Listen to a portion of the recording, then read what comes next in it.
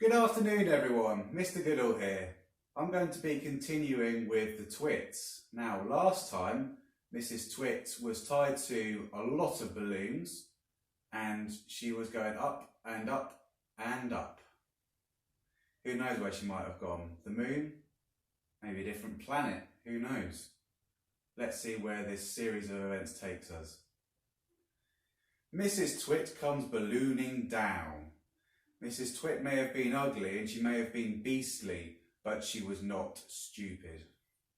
High up there in the sky, she had a bright idea. If I can get rid of some of these balloons, she said to herself, I will stop going up and start to come down. She began biting through the strings that held the balloons to her wrists and arms and neck and hair. Each time she bit through a string and let the balloon float away, the upward pull got less and her rate of climb slowed down. When she had bitten through 20 strings, she stopped going up altogether. She still stayed in the air. She bit through one more string.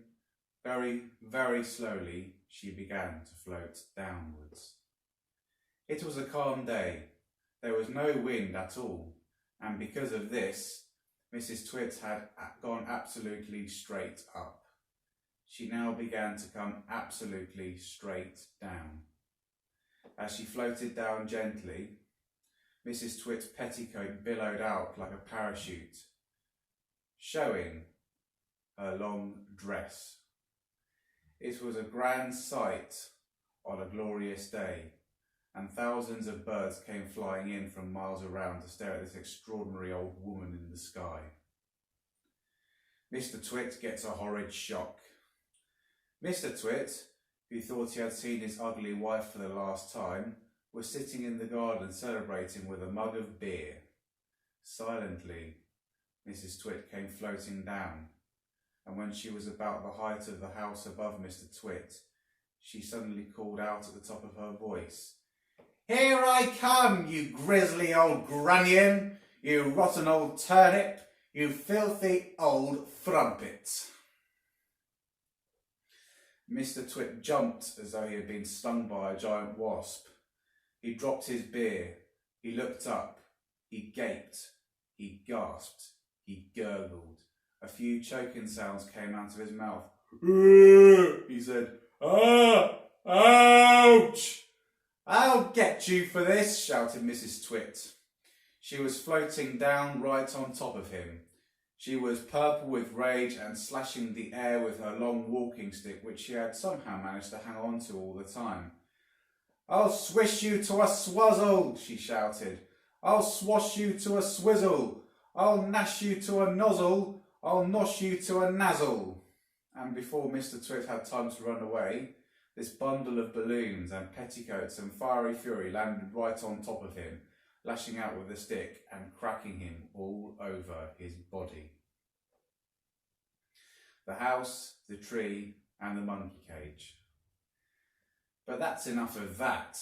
We can't go on forever watching these two disgusting people do disgusting things to each other.